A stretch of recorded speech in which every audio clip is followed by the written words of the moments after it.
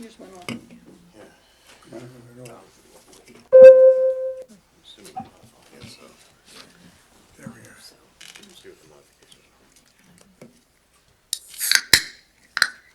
Wow. That's loud. Sorry. Oh my God, I'm so sorry. sorry. I guess they do amplify, Jeff. Yeah, so much for the mic's not amplifying. In accordance with Section 5 of the Open Public Meetings Act, Chapter 231, Public Law 1975, be advised that notice of this meeting is made by posting on the bulletin board at Town Hall and serving the officially designated newspapers and notice stating that this meeting will take place at Millburn Town Hall at 7 p.m. on January 13th, 2020.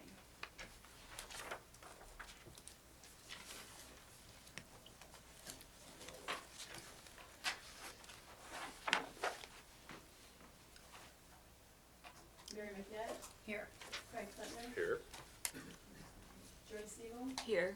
Steve Toger. Here. Wolfgang Schütz. Here. Jessica Blatt. Here. Joseph Steinberg. Here. Already at this time, is there anyone who would like to make a nomination for chairman of the board? I'd like to nominate Joseph Steinberg for the chairman of the board for the 2020 year. Is there a second? I will second. Mary McNett, Yes. Craig Plattner. Yes. Joyce Siegel. Yes. Steve Toger. Yes. Jessica Blatt. Yes. Wolfgang Schütz. Yes. Congratulations.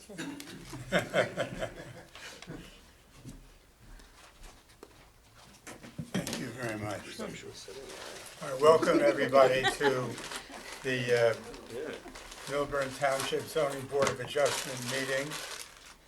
I have a couple of comments that I would like to make before we begin. First of all, I'm going to ask everyone here, if you have one of these,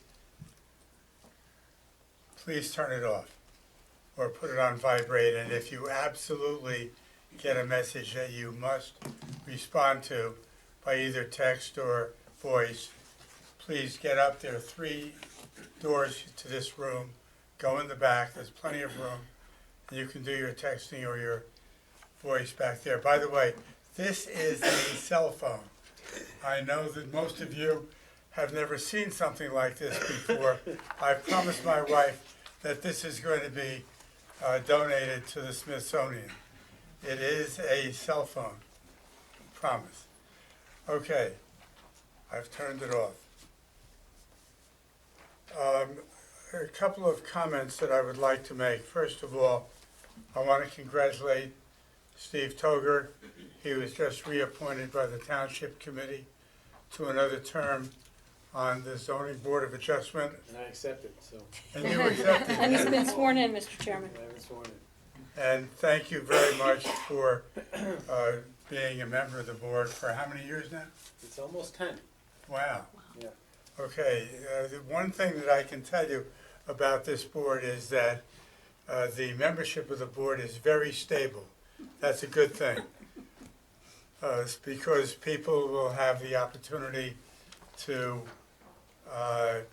hear cases and get the experience that we need. Secondly, I want to say that Gail Fraser, who is our attorney and who is seated to my right, has been retained for another year. I want to just address a couple of words to the members of the board and to the public as well. I know a lot about this area of the law. We are extremely, extremely fortunate to have Gail Fraser as our attorney. She is very, very knowledgeable, and she keeps us on the straight and narrow. I don't know where we'd be without her.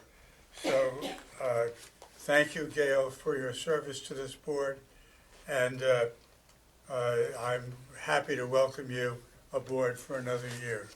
And I said to her in the email I sent her, in which I responded to her proposal for her fees for another year. The increase was extremely modest. I said to her in my email to her, do not retire. You cannot retire. So she never responded to that. So I'm a little worried, but I know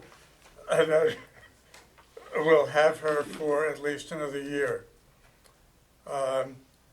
The third thing I want to say is that I am aware of the football game that is on television tonight, and at least one member has already reminded me that it starts at 8 p.m.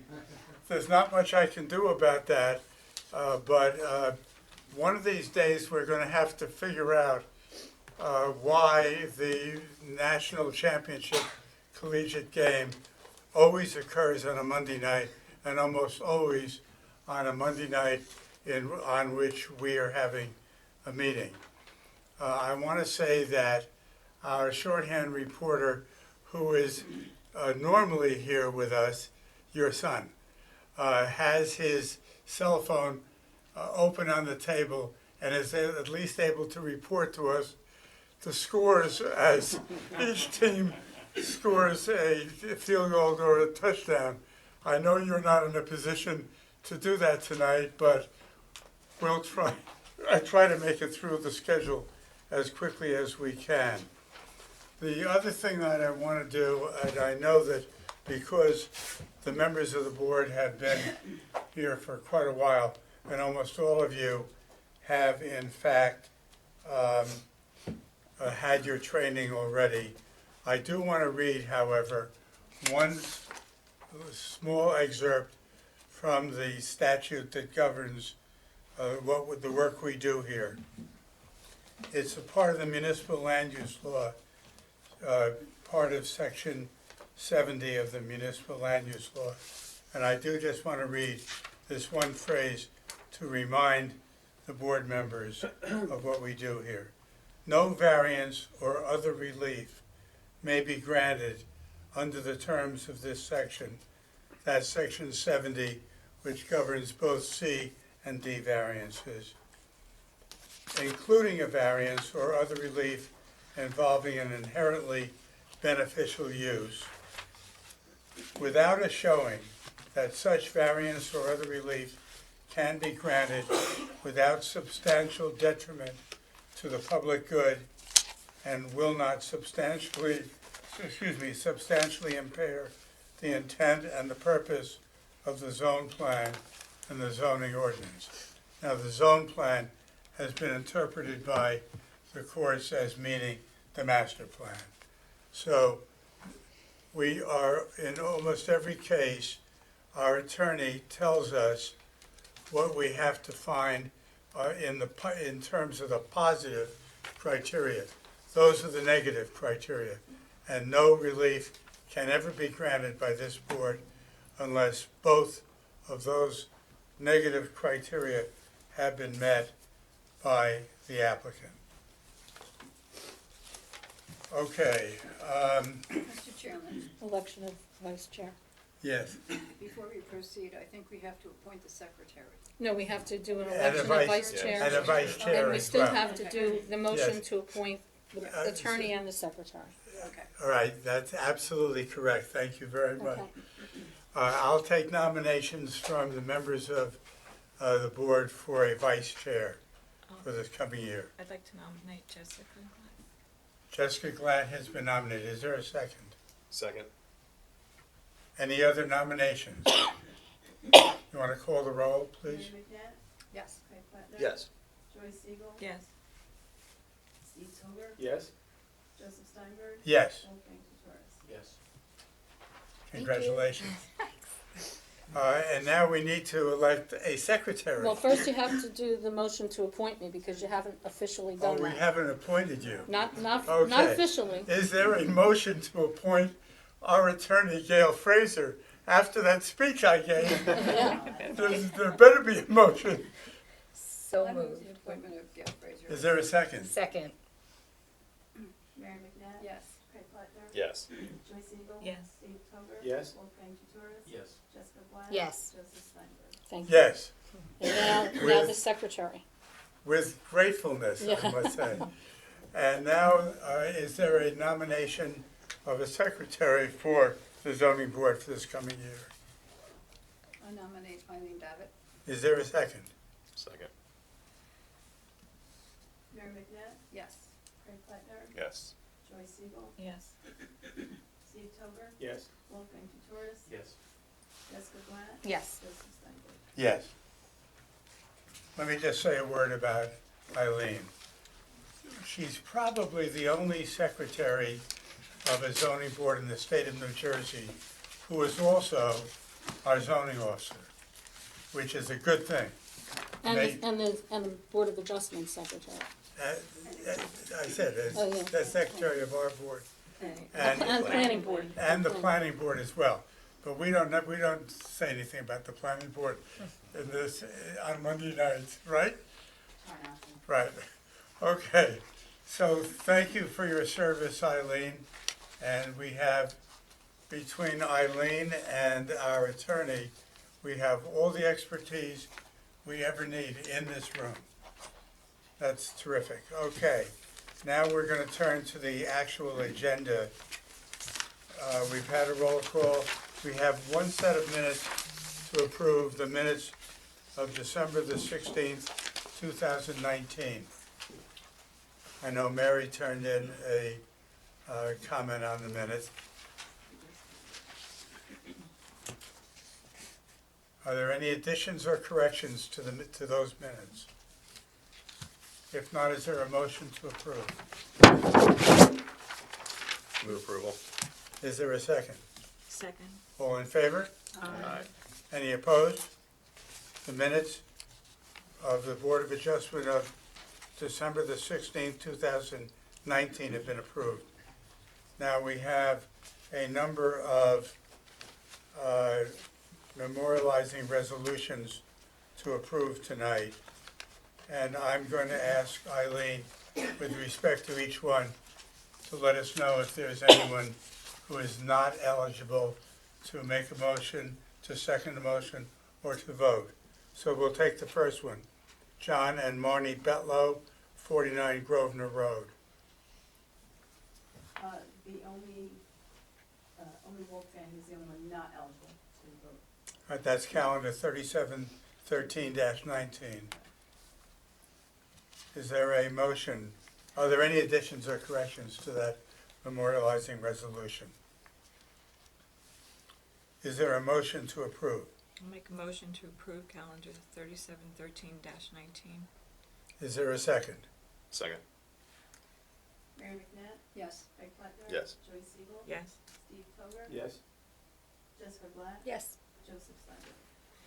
Yes. The next one is calendar. By the way, I also want to say a word of thanks to Joyce Eagle and Mary McNett, who go over each one of these memorializing resolutions well before this meeting and consult with our attorney so that the resolutions are drafted by our attorney, so we are sure that every single one of these memorializing resolutions are in absolutely perfect condition. The next one is calendar 3718-19, Ji Wong and Dapeng He at 8 Parkview Drive. This is a denial, This Mr. is a denial, correct. Anybody, All full members are. all the regular members are Are eligible. eligible, and you can only make a motion to approve or second it if in fact you voted to deny. Is there a motion? I move approval of calendar 3718-19, motion to deny. Is there a second? Second? Mary McNabb, Yes. Craig Plattner, Yes. Joyce Siegel, Yes. Steve Toger, Yes. Jessica Black, Yes. Joseph Steinberg. Yes. The next one is calendar 3725-19, Edward and Pamela Rubin. Also a denial, Mr. Chairman. Also a denial at 45 Deer Path. All full members are eligible. Is there a motion? Move approval of calendar 3725-19. Second? Second. Mary McNabb, Yes. Craig Plattner. Yes. Joyce Siegel, Yes. Steve Toger. Yes. Jessica Black. Yes. Joseph Steinberg. Yes. The next is calendar 3728-19, Benja Suan Kosai at 13 Bailey Road in Millburn. All full members eligible. Is there a motion to approve? Move approval of calendar 3728-19. Second? Second. Mary McNabb, Yes. Craig Plattner. Yes. Joyce Siegel, Yes. Steve Toger. Yes. Jessica Black. Yes. Joseph Steinberg. Yes. The next is calendar 3730-19, Jeffrey and Davina Roush at 11 Myrtle Avenue in Millburn. All full members are eligible. Motion? Make a motion to approve calendar 3730-19. Is there a second? Second. Steve.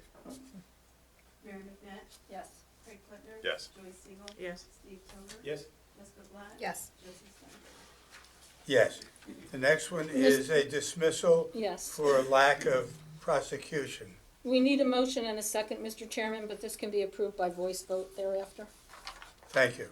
Calendar 3726-19, Corey and Jill Schneider, 191 Hartshorn Drive. Move adoption of 3726-19. Second. All in favor? Aye. Opposed? Next is calendar 3729-19, Itai Harrell at 26 Clive Hill Road in Short Hills. All full members are eligible. Is there a motion? Move approval of calendar 3729-19. Second? Second. Mary McNabb, Yes. Craig Plattner. Yes. Joyce Siegel. Yes. Steve Toger. Yes. Jessica Black. Yes. Joseph Steinberg. Yes. And the last one is calendar 3714-19, Richard and Robin Jacobs at 9 Rowway Road. Is there a motion? Who's eligible here? All full members. All regular members? Is there a motion? Motion to 3714-19 adoption. Is there a second? Second?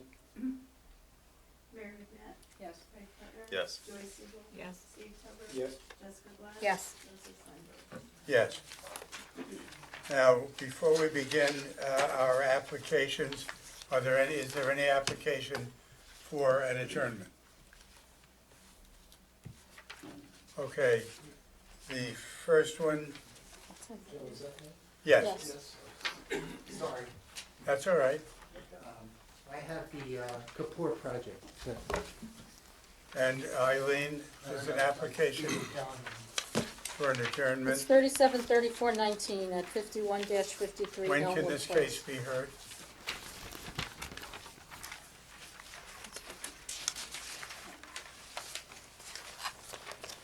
March 2nd is the next available agenda. March 2nd. Ex-wife's birthday, by the way. Your birthday? Ex-wife. Or your ex-wife's birthday? That doesn't count. Maybe that's, okay, I think that's fine with us. So Okay, thank you. Do you want to announce that Breen is not being yes, heard now? yes.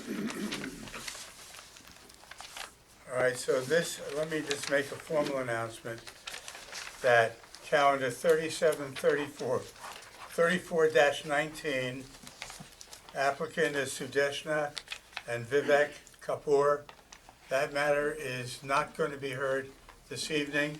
It will be heard on March Second. 2nd, 2020.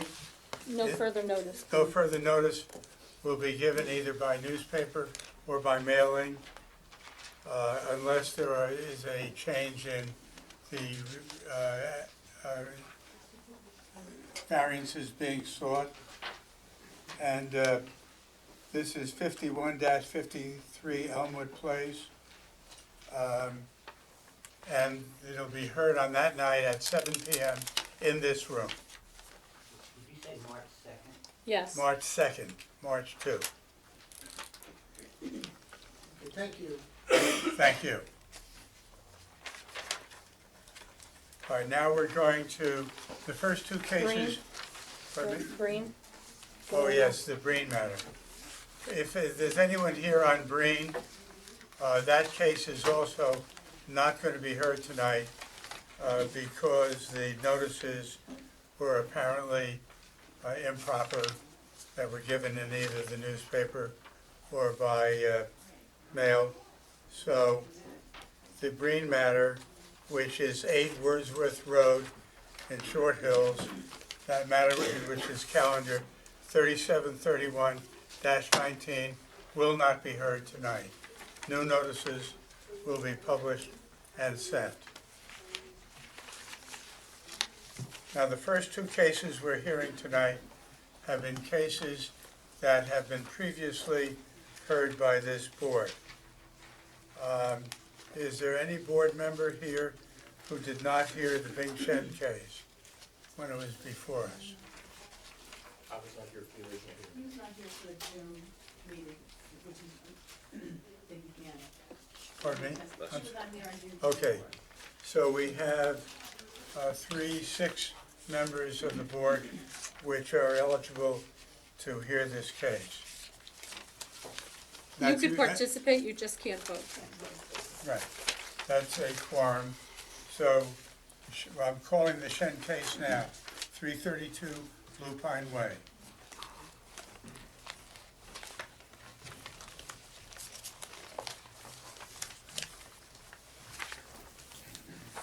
Now, did both of you testify in the earlier hearing? Yes, And tell me your name again. Douglas Oswald, architect, Right, ASRAL, Asrel, correct? that's correct. And you're both under oath still? You understand you're still under oath, is that correct? Yes. Okay, proceed. Okay, picking up where we left off, the comments that we wanted to respond to was about the massing of the proposed construction. That the one face, the right elevation gave the appearance of a 3-story structure, and we wanted to mitigate that profile by setting back the second floor by 5 feet to the interior of the lot, so as to give more of a 2-story appearance. And then with also reduction of the floor area to below 3,000 square feet.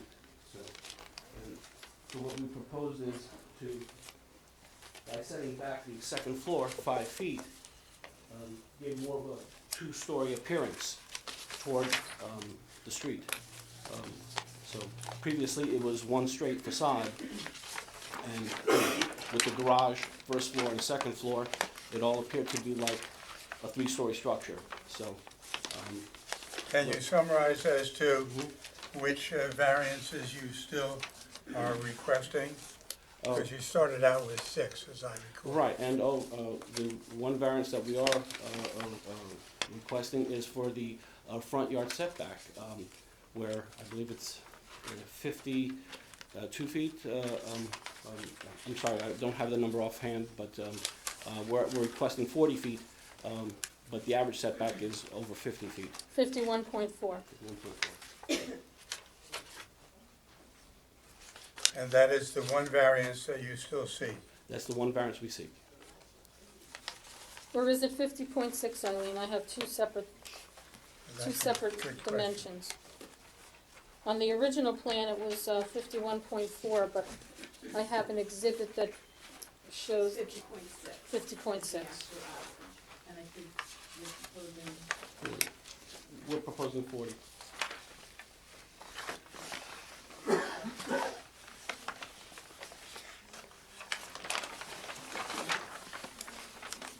Now, the plan in front of you, Yes.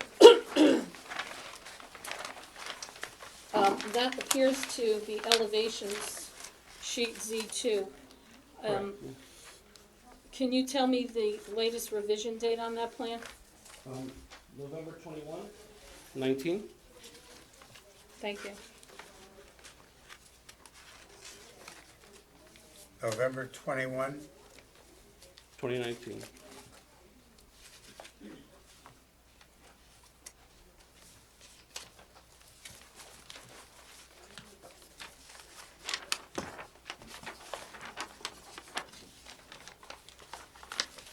All right, board members, any questions of the witness? I have a question. Yes. What is the setback of a neighboring property? Just an estimate. I would have to refer to the engineer's drawings. To give you a moment.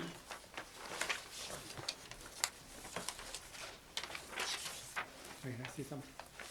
Before we make the change, we did some research to our direct neighbors. So I also took some pictures. If any board member are interested, I can distribute showing our four direct neighbors. Whether you want to submit pictures in support of your Support, application, yeah. that's That's your, mine. that's your decision.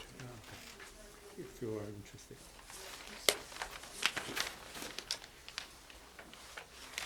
The setbacks per sheet 2 of 5, Mr. Corzine, professional engineer's drawings, indicate 33.0 feet to the property on the left of Mr. Shen's site, and then a setback of 59.7 feet at lot 14, that's the property which would be toward the rear of Mr. Shen's site. So there is a property with 33 feet, you know, something closer to Lupine than ours. I wanted that on the record. Any other questions of either of the witnesses? I just wanna make sure that we're clear on the front yard setback, because you have two front yard setbacks, and I think, you said 40 feet, but you're actually at 49 feet. Because of the way we have to, bisect the front yards. That's the information that information that we had sent around the last time. So I know you're saying 40, you have 40 marked on the Lupine Way, what I call front yard 2, but we actually had to break it into front yard 1, front yard 2. Front yard 2 was conforming, was front yard 1, where you needed the 50.6, and you're at 49. You're actually at 49 feet, not 40 Oh, in that particular. Okay, all right, Just for the record, okay. which is less. Less severe, You were right. fine on front yard too, it was actually the driveway, Mhm, front yard over there. okay. And do we still need front yard wall height? Per the, I know that we're requesting a variance for that, for the wall height. My engineer has assured me that we will stay at not exceed 2 feet.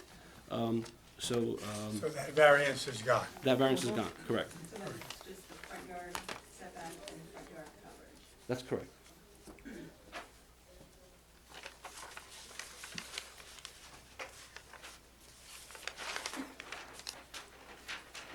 And the front yard coverage, Eileen, the latest, 43.2. yeah, that's what I have. That's what I have. 43.2 is proposed and permitted is 30%. Is that correct? So there are really two variances still in play here. Right. Well, two, yeah, front yard wall unit. Is there anyone in the audience who has any questions for either of these two witnesses? Just questions now. Is there anyone in the audience who has any comments he or she would like to make with respect to this application? I hear none, I see none. I'll close the public portion of the meeting. Board members, what are your thoughts? I think this plan is much more palatable than the original one that came before us. I like the revisions that were made. I could support the application. Any other comments? I have the same comments as Jessica has. I think that since the first time we met, you've done a lot of work that has made this application much more palatable and beneficial to the neighborhood. For what it's worth, I would agree with both of those comments. I think that this is a case where the applicant really listened to the concerns of the board members and went back and did a lot of homework and came back with a much more palatable application, which I could support. Is there a motion in this case? I would move approval. Second? Second. Mary McDevitt, Yes. Craig Plattner, Yes. Joyce Siegel, Yes. Steve Tober, Yes. Jessica Black, Yes. Joseph Sanders. Yes. Thank you. Congratulations. Good luck with the project.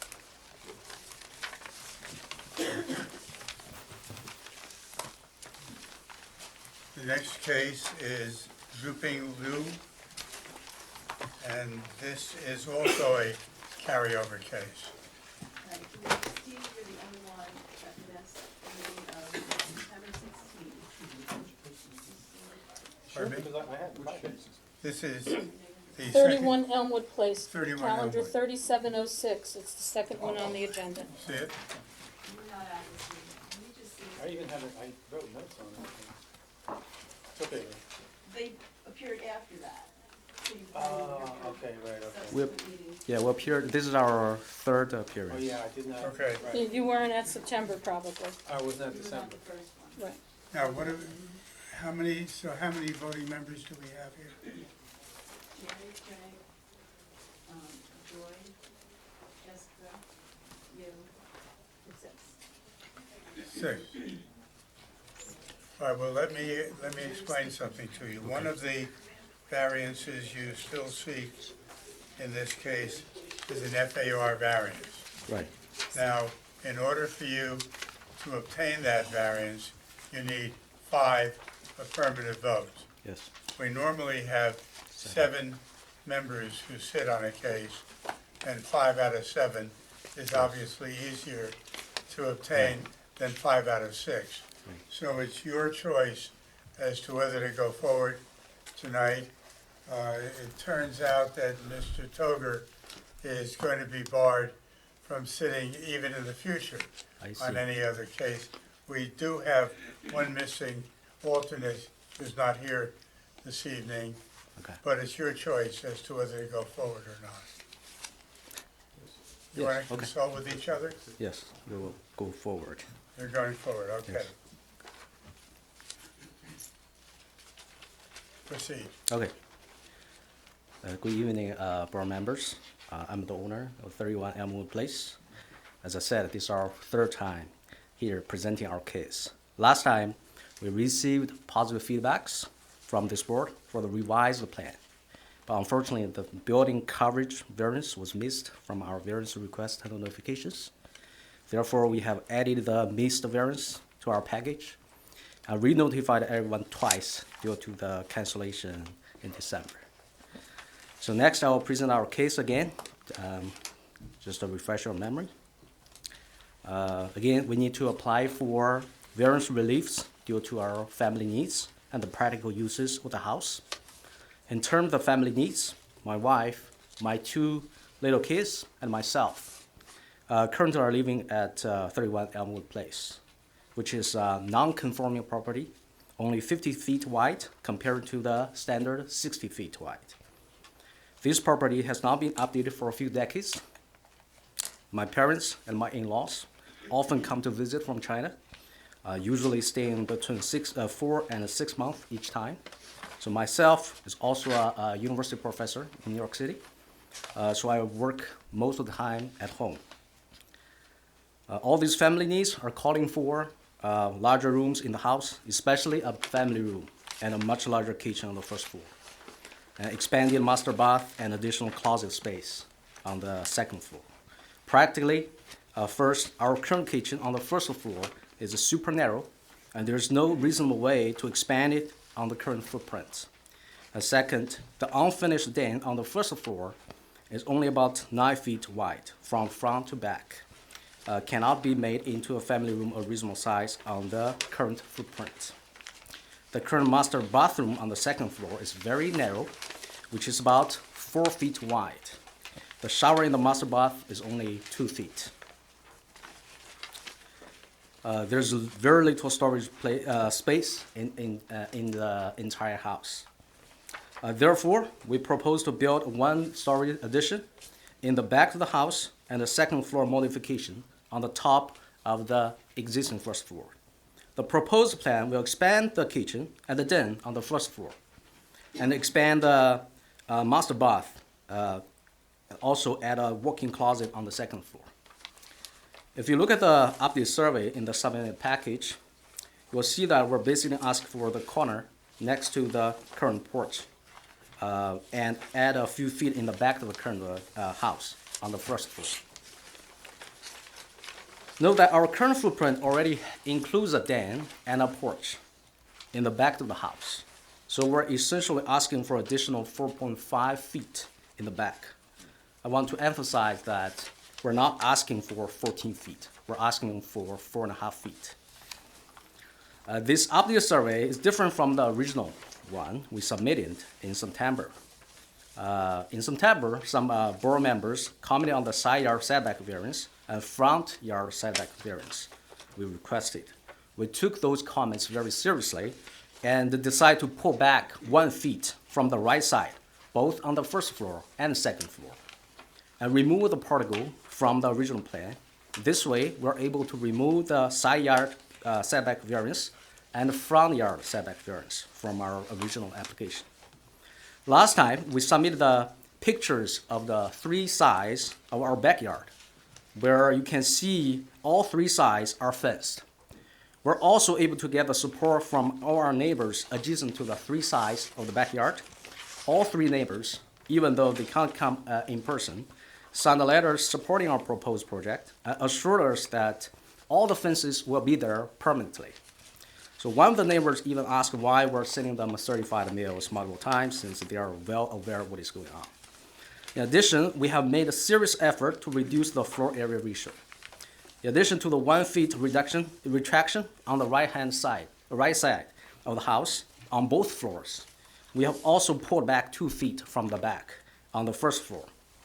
So we are able to reduce the FAR from about 40% to 30.5%, only 1.5% beyond the allowed 36%. When we look around the properties in the neighborhood, it is common to see properties exceed the 36% floor area ratio. In fact, over 40% in some houses, which can be seen from the pictures of the property pictures I submitted last time.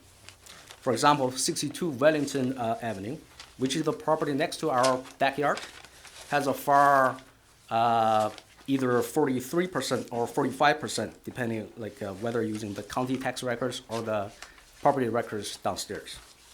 So 7 Woodland Road, which is across the street, has FAR over 40%. 17 Elmwood Place, which is just around the corner, has a FAR almost 41%. So the first 2 properties are non-conforming, just like ours. 62 Wellington Avenue, which has a smaller lot than ours, but their house is significantly larger than ours, even after we add this proposed addition. So to summarize, we propose to build 1-story addition in the first floor and a second floor modification, which now needs only 3 variances. We're requesting 37.5% FAR variance, combined the side yard setback variance and the building coverage variance for our non-conforming property. And next, our architect is going to go through some of the details of the plan. Thank you. Hi. Scott Hoffman. Hoffman. Keep your voice up. Remember, that's the recording microphone. But Zhuping presented to you the first floor rear addition is about 4.5 feet. Originally, we were asking for more. We pulled that back. The side yard, we were aligning with the existing house, which again, at the board's recommendation, we pulled that back a foot as well, and the same thing upstairs. All in all, the non-conforming property, as it is now, we're strongly considering your comments from the first meeting and the second meeting. Well, actually, from the first meeting, which brought us to the second meeting where we took all those things into consideration. We pulled back the plan and we made it not as extreme on what we're asking for. Mr. Hoffman, that revision, the Yes. most recent revision on A1 is October 14, 2019. Yes. Thank you. Yes. The reason why we came back again from the last session to this session was because we missed one of the variance applications.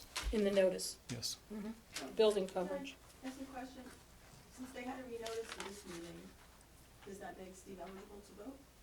No? I would say no, because Just wanna make sure. we covered a lot of material in the last two. But the building coverage, existing coverage is 22.5, and what you need is 25.9. 25.9, So that's what they proposed. correct, The maximum is 23. correct. I'll start the conversation. Well, first of all, is there anyone in the audience who has any questions of either of these two witnesses? Is there anyone in the audience who has a comment he or she would like to make with respect to the application? I hear none, and I see none. I'll close the public portion of the meeting.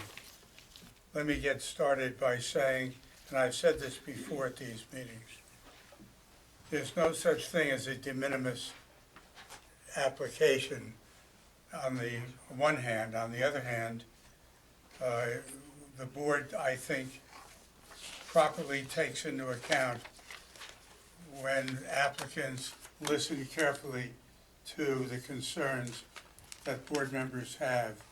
And this is a classic case of two things. One,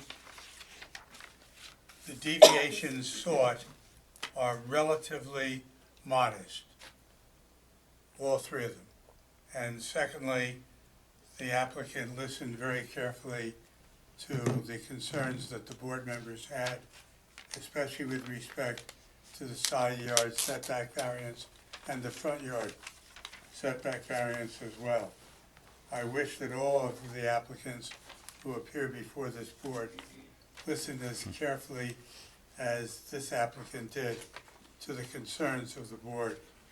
And they've come back with what I consider to be fairly modest applications, especially in a case where, and I think it's very important, that the minimum lot size in the R6 district is 6,000 square feet, and they have a lot of 5,587 square feet.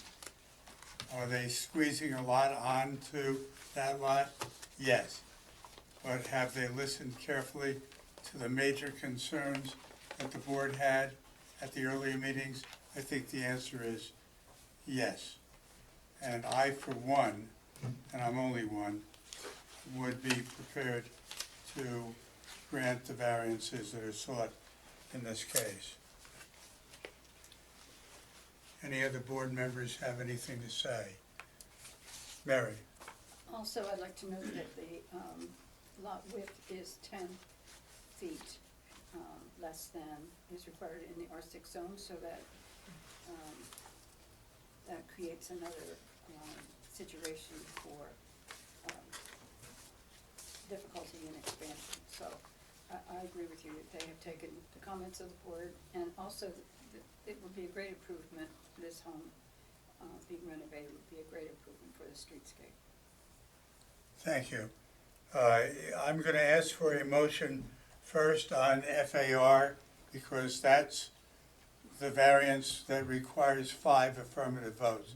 Is there a motion to grant a 1.5% increase over the allowable of FAR? Motion to approve. Is there a second? Second. Mary McNabb, Yes. Craig Plattner, Yes. Joyce Eagle, Yes. Wolfgang Torres, Yes. Jessica Glad, Yes. Joseph Steinberg. Yes, you've got all 6 votes. So now the FAR has been approved. Now we have 2 more variances. The first is a combined side yard setback variance where 35% is required and the applicant is only able to provide 31%.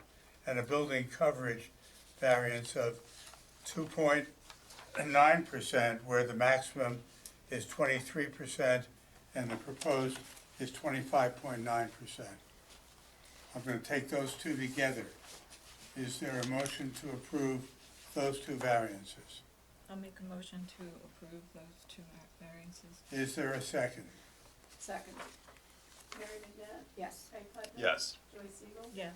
Wolfgang Torres, Yes. Jessica Glad, Yes. Joseph Steinberg. Yes. Thank you for listening to us. Thank you very much. Okay, now, because of the fact that we've had one case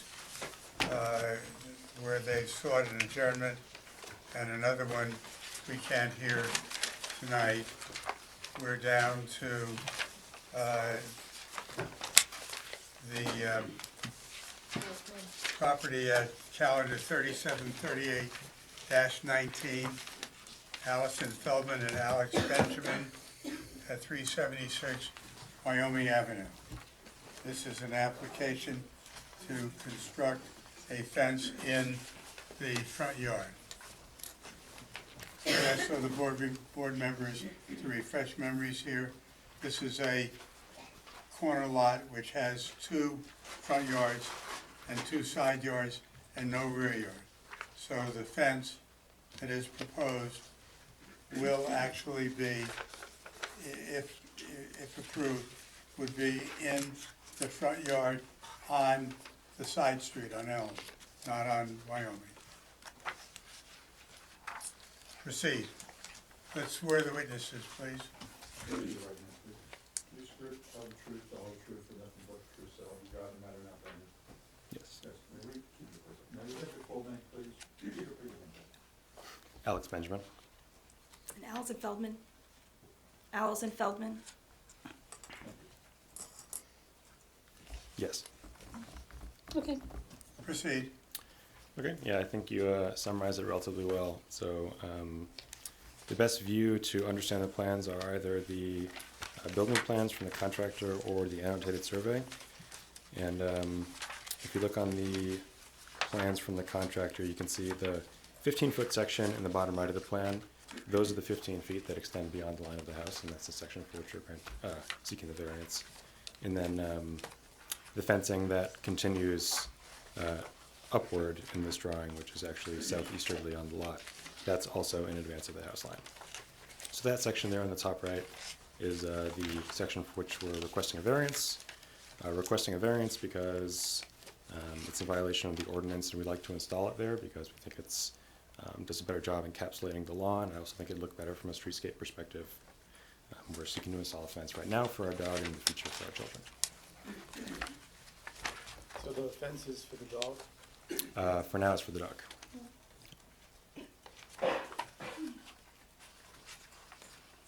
I have a question. You have some extensive landscaping that is existing on the property now. And if the fence is approved, will that landscaping completely obscure the fence, or will there be a portion of the fence closer to Wyoming that will be unscreened? So from the Wyoming side, you would be able to look down in the section that runs along the driveway here, the 15 feet. I think you'd be able to see that section along the driveway. So that portion will be visible. The rest is mostly, almost completely obscured, but that section from, if you were standing on Wyoming, would be visible. So the proposal is that the fence would be placed inside that existing foliage? So- The existing bushes? Yeah, the existing bushes that exist that run along Elm Street. I have a question. Mhm. In the estimate from Admiral Fencing, it describes the type of fence. Is there an image? I'm not sure there is, but I brought, I don't think we submitted one, but we brought one. apologies, yeah, it's I'll show this up, but then it's actually, I think, quite similar to the fencing that's used elsewhere. For instance, the elementary school, I think, uses pretty analogous fencing. It's just kind of decorative aluminum fencing. Black, is it like Is it black black? estate Yeah, fencing? it's black Okay. aluminum It's fencing, yeah. it's described as vinyl chain link. That's in the back of the property. That's not the area for which we're requesting the variance. So it's the Black Bay, I can't read it. Bay Breeze, yeah, it's just the name of the fencing. So that's how high is it? 4 feet. Would you have any objection to, if the board were to grant this variance, but with a condition that there be screening, that is foliage, landscaping, placed in front of the fence where you do not now have existing landscaping? You okay with that? That means along the driveway, correct? Yes. Yeah, the 15 feet. I mean, that wasn't in our plans. If it's like absolutely necessary, you know, we'll do whatever you guys think is best, but I think my preference would be for that area not to have landscaping. The reasoning being that the fence is relatively decorative, good looking, and would just kind of look like a standard fencing that's used elsewhere in the neighborhood. So my preference would be not to, but if that's the only way that the variance would be granted, I guess we could. Isn't that the portion of the fence that is along the driveway? Yes. Yeah, the portion along the driveway. Plan. It'd be a little tough. There's like a small retaining wall there, but we could possibly look into it if you think it's for the best. Eileen, are you suggesting that it would be impossible to put the, But they would either have to do the landscaping almost on the other side of the driveway. I don't know where they would plant.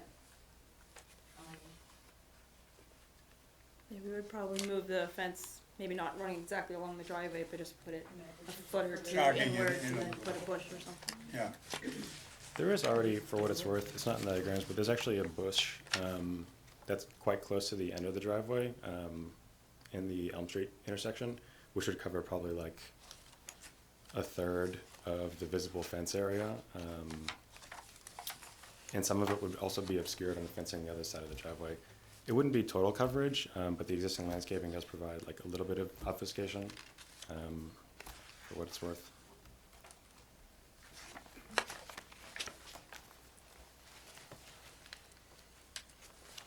Our board members, comments? Mary? I would prefer, and we've talked about this a lot because the fence ordinance had a legislative purpose that went with the community being able to see the lawns and properties not all being fenced in. So I would prefer if there was landscaping in front of that fence on all the sides, so that it isn't seen from Wyoming Avenue.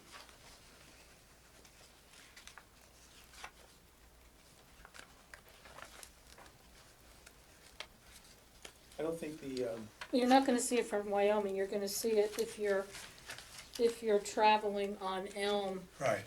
and the property's on your left. I understand that, but I thought that the testimony was that that piece along the driveway would be visible from Wyoming. I don't. Well, I don't know that it's visible from Wyoming, it might be, but Okay. it's certainly gonna be visible if you look in the picture. As you're driving up Elm, you are going to see that fence unless the board requires them to install some evergreen landscaping along that driveway. I understand that. Yeah, I apologize for not submitting an image from exactly the vantage on Wyoming. It's hard to say exactly how much would be visible. It's hard to say whether it'll be seen, could be seen from Wyoming. Right. There's a bit of a fine there. Right, yeah. My guess is as a passerby driving on Wyoming, it wouldn't be particularly noticeable. I don't think sufficient hardship has been expressed to justify the variance. There's lots of alternatives for pets other than metal fencing.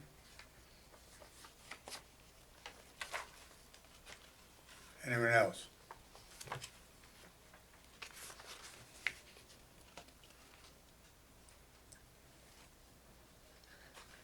Well, I'll ask for a motion either way.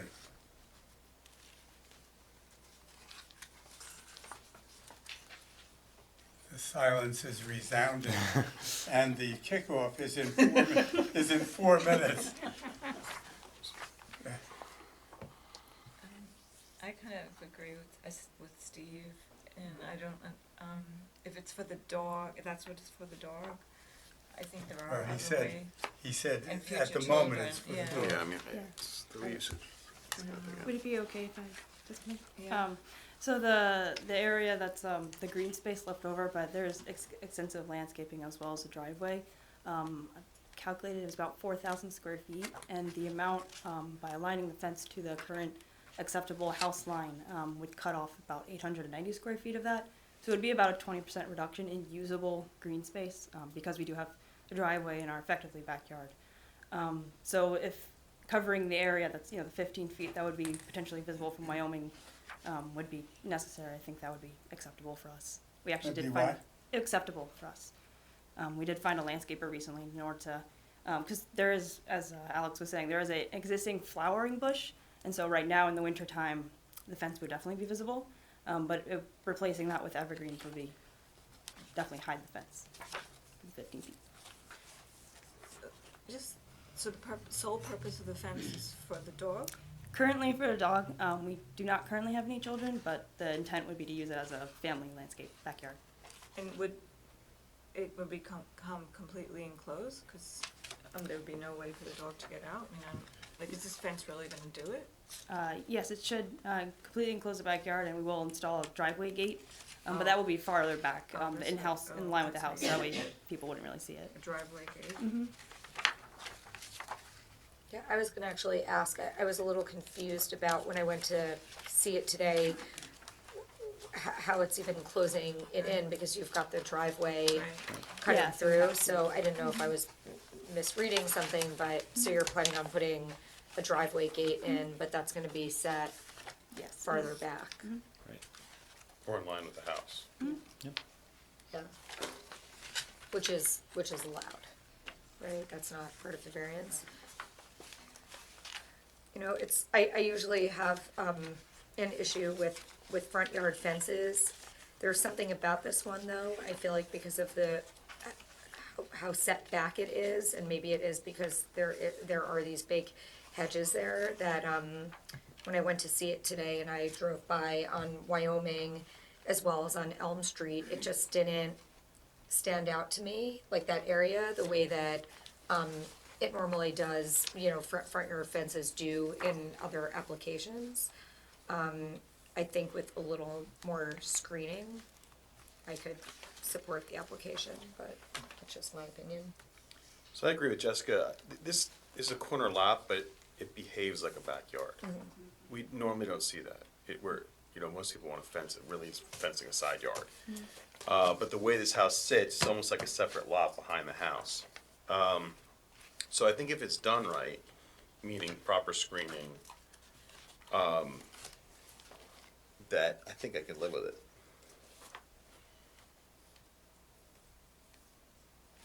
When you say proper screening, what do you mean? Meaning that, if you take the screening down Elm, okay, similar to that, where if you put the fence on the inside of the screening that goes down Elm, you're not seeing this fence. Right. So similar screening to that, along the driveway. driveway, then it would eliminate really almost any visibility of this thing at all. And you're pretty much left with what looks like a hedge, but with a screen, with a fence behind it. And I would only support that state fence, not any type of chain link or anything else. Is that a motion? That's an opinion. Why does it change to chain link? Is it financial or? So actually on the other side of the lot, we actually did recently change that to aluminum with our fencing, because there was initially a fence along our other neighbor's side, so we weren't going to see it because they had a fence. But they recently took down their fence, so we have changed that to aluminum just because it would look better. There will be a remaining portion of chain link in the back where there's a bunch of trees, which can only be navigated with chain link because it's more flexible. But the majority visible, even from our vantage point within the yard, will be aluminum. So those bushes, the bushes that exist there, will screen that fourth fence, is that correct? Yes, along Elm Street. I agree with Craig and Jessica. I think it does, it's a little bit different than the normal application for a side yard fence. And I can support the application with the proper screening. All right, so I'm gonna give So this the a shot. I'll screening make would a be motion. evergreen screening Yeah, so, at a height, At a height of, that would, At least 4 feet. yeah, at least 4 feet. Do we wanna also have it, like, maintained, or anything about that? We've done that in other applications. Yeah. Perpetuity. Yeah, I mean, to me, it would have to be record the resolution? record it on deed, and then it would have to be something that is not a seasonal. It would have to be an evergreen type thing. Evergreen. Because some of these look like skip laurel, and I wasn't sure if it was all evergreen or half skip laurel. But it would have to be evergreen. Skip laurel does get too thin. But planted 4 feet. That means from Right. planted Yep. height, not bulb height. Makes sense. Is that now is it? That's a motion. That's That's a motion. Okay. So, I will second that. Mary McNabb? Yes. Frank Putner? yes. Joyce Siegel? Yes. Steve Tober? No. Wolfgang Jatorz? Yes. Jessica Black? Yes. Joseph Bender? Yes. We now are at the, good luck with the project. Thank you. We're now at the part of the agenda where we have new business, and there's one item of new business I would like to take up.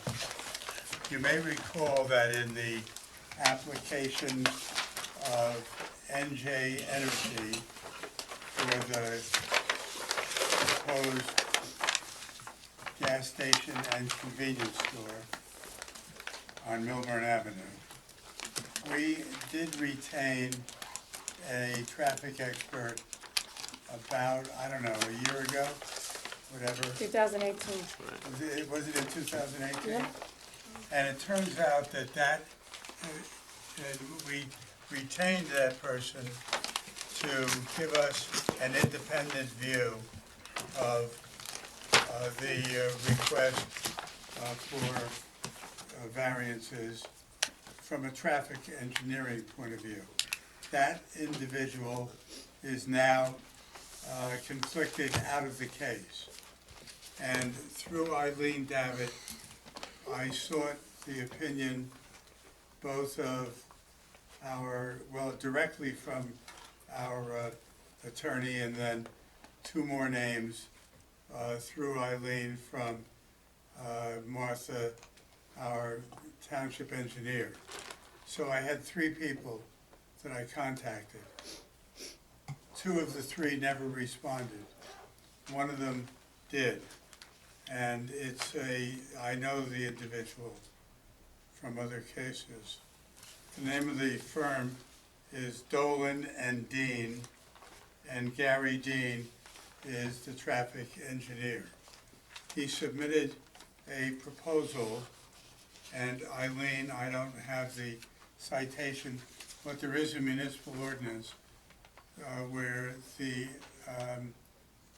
expenses that are obtained or that incurred by a zoning board can be passed on to the applicant. Is that correct? Yeah, it's the escrow account. Yes. So I've turned over Mr. Dean's proposal, which is basically that he says in his letter to me that by and large, he thinks the initial report of the traffic engineer after reviewing the recorded documents and listening to the testimony of the expert for the applicant. And you may recall that we have a very extensive traffic report that has been turned over to the board.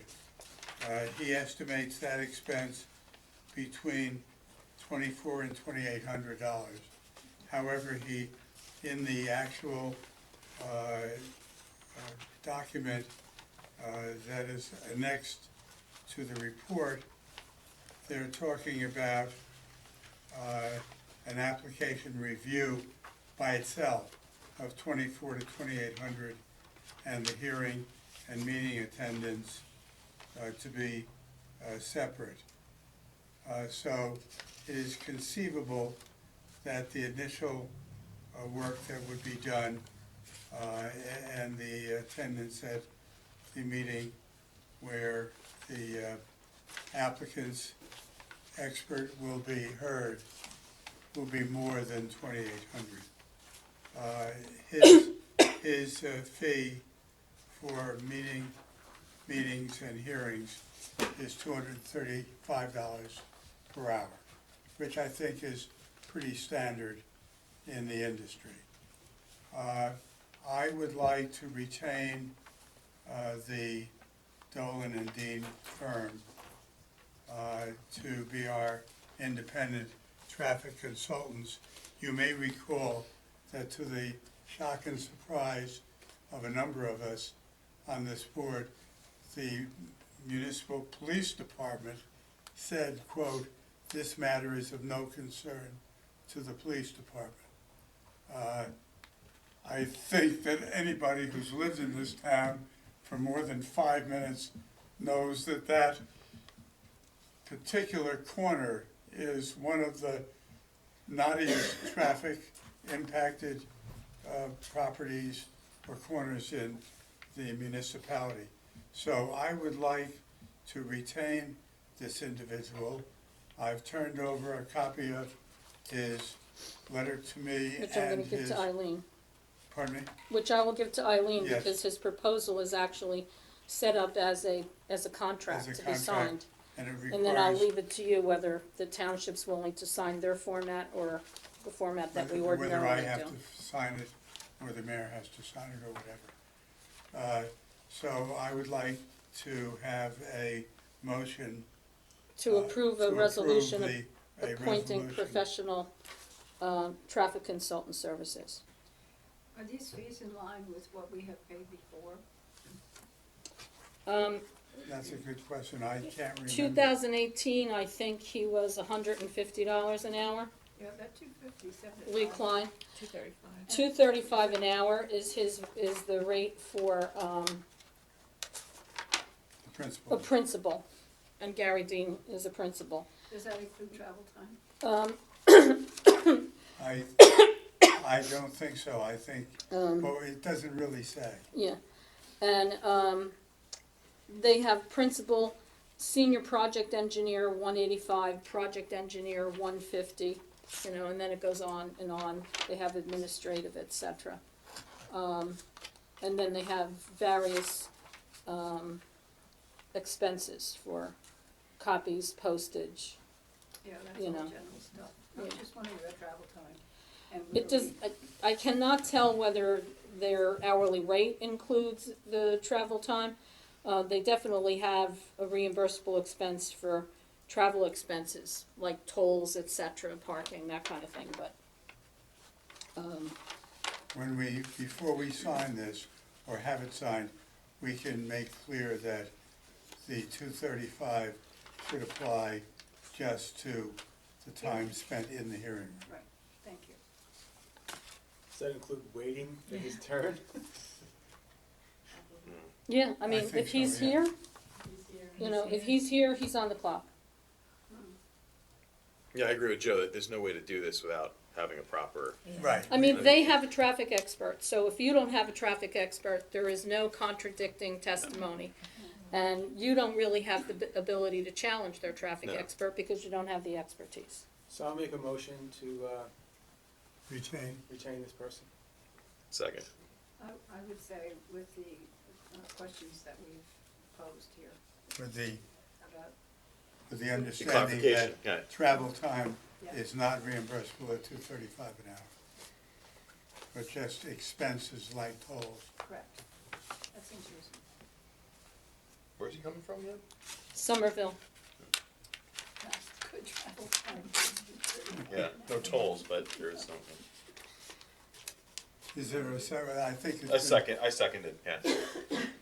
I don't think we need a roll call vote. Just a All voice in vote's favor? Aye. Opposed? Um,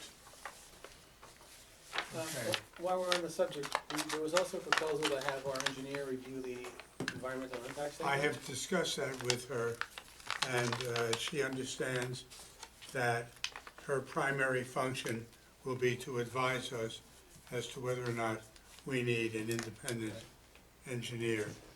I told her, after a discussion with her, that if her answer is no, but she has comments of her own, we'd be happy to hear them.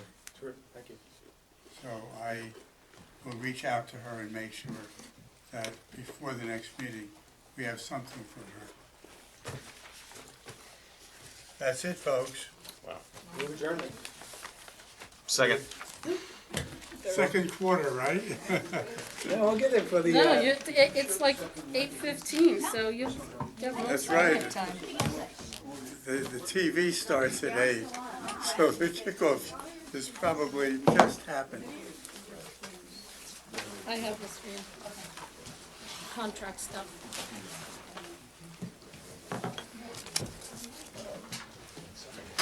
You'll do that case for me?